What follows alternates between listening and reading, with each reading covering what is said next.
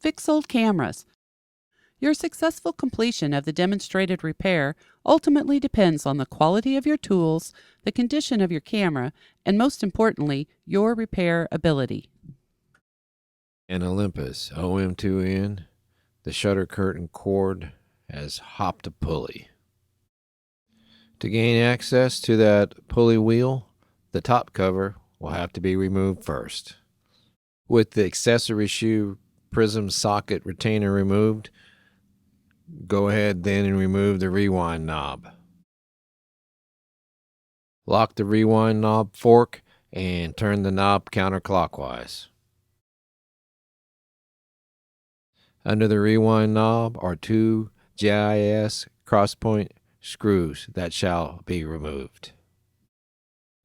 Saturate the advanced lever decorator plate with some alcohol and let it seep underneath it.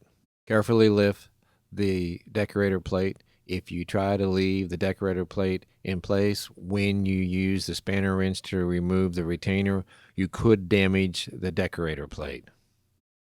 Under the advanced lever and hub is a retainer on the wind shaft that needs to be removed with a spanner also.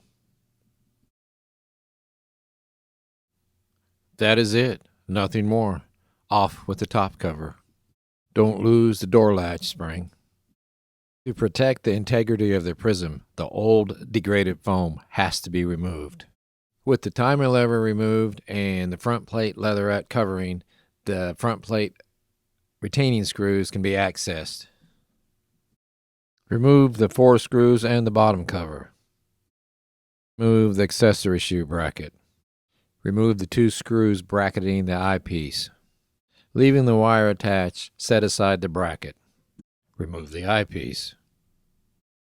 Note the degraded foam referred to earlier.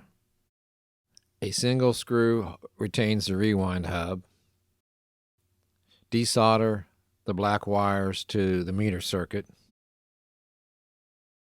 To help remember their location, mark the lands with a black marker. Lose the ASA/ISO indicator. Desolder the yellow wire by the rewind. Flip the camera over to note the position of the levers. And desolder the blue wire from the lower circuit. Now attempt to remove the mirror box. You will have to fart with it a bit as it will hang up on the escapement cover plates. At this time, as not to run the risk of damaging the leads, it would probably be best to remove the yellow and white wire from the meter. Now remove the escapement cover plates. If you can remove the escapement front cover before you remove the mirror box, it's easier, but the awkward angle of the screw usually prevents that. Okay, so let's now take a look at the cord that came off. You can see that it's kind of wedged underneath the plate and popped off the pulley. That's going to have to be fiddled with until it can be released carefully, because you could break the cord. And once that is free, then you're going to maybe use the tweezers or a dental probe to work it back onto the pulley so that the curtain will then track properly. Well, anyway, after about 20 minutes of fiddling, we did finally get it onto the pulley as it should be. And so now it's time to put the front plate back into place. Feed in the blue wire as you seat the plate. This plate was mistakenly called the escapement cover earlier in the video, because on an OM1 that's what it does. But on this camera it covers the ceramic circuit, and it's kind of in the way, so probably ought to unsolder the wire and just get it out of the way. Okay, as the front plate's being seated, we have to deal with the lever linkage and positioning on the bottom of the camera, and on the front of the camera, the positioning of the timer onto the release link. And the on-off auto switch on the top of the camera has to link with the on-off auto switch on the circuit of the camera, the lower circuit of the camera. You can see how the two work in conjunction. Another element of timing, the shutter speed scale on 1000 and the shutter speed timing gear with the timing holes set as shown, with the hole lined up and the shoulder of the gear just visible underneath the ceramic plate. With the timing set as such, as you rotate down to bulb, the other timing holes, you'll have the 3 with the center hole lined up, and go ahead and wind the camera once and fire it. It should be on bulb, and it is. So the timing is set correctly. Don't forget to seat the ISO ASA over indicator. Solder the yellow and white meter wire into position. Solder the black meter wires onto their circuit positions. Hopefully you took the time to mark the land so it's easy to identify where they go. The accessory bracket red wire came off, which you could have when flopping the camera around. Solder it into position. And the orange sync wire might have been removed or came loose, and then that also needs to be put back. The yellow wire that was removed from the land next to the rewind knob should also be put back. Put the viewfinder back in place and its screws along with the accessory bracket. Take this mass of spaghetti wires and neaten them up so they lay in properly as not to get pinched by the top cover. Also make sure that the on-off switch is aligned as it is shown, because if you put the top cover on and it's not aligned, you will break the little ears off. Install the rewind shaft and latch lift hub. Slip the shaft spring in place and install the rewind bushing. Time to check that the on-off switch is in perfect position, because if it is off just a little bit, you will break the switch on the circuit.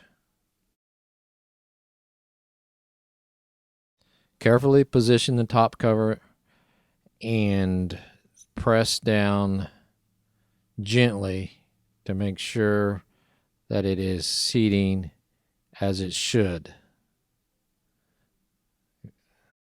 Now, once it's seated, check the on-off switch again, and it is moving as it should. It is linked properly. Seat the door latch spring.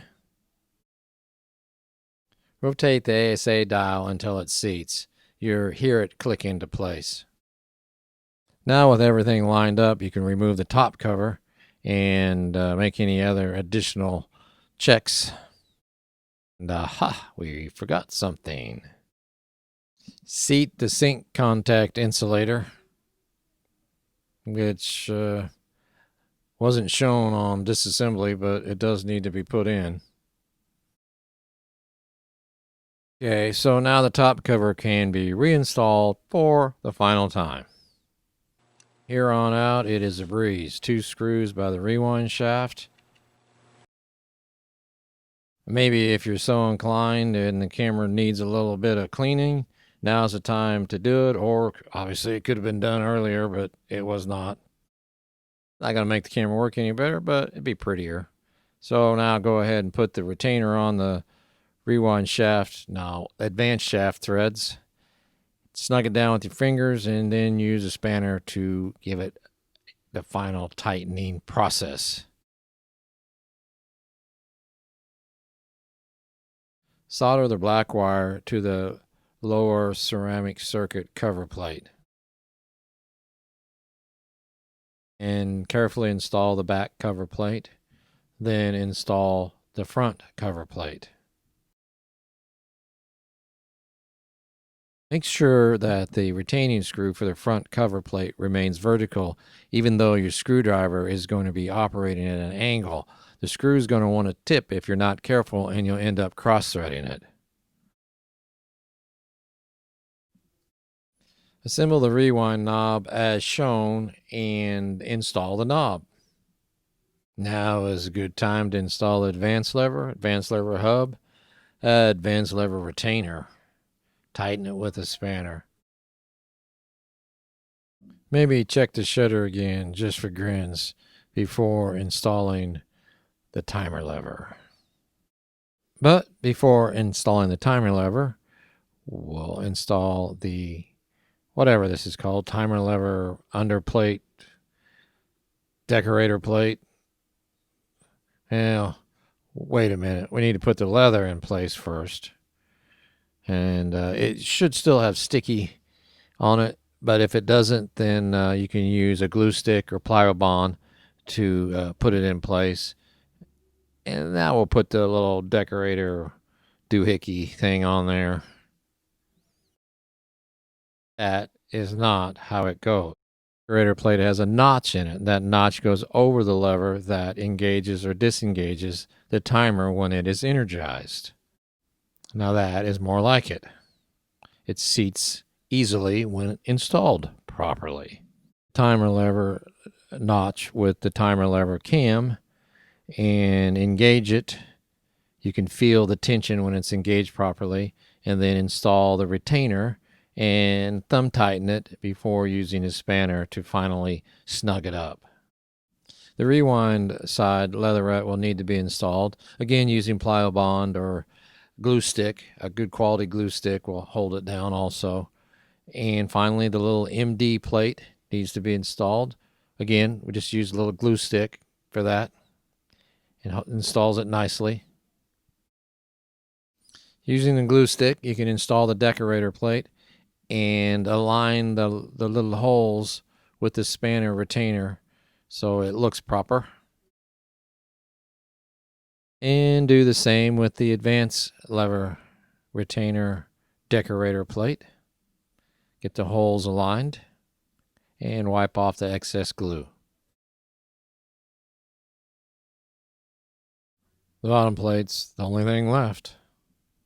Well, not quite. There is the retainer, decorator retainer for the accessory shoe socket. Install, and you're done. Very good. Here, we'll flip it around for one final look. Thank you for watching. Inspired? Check back for new video postings.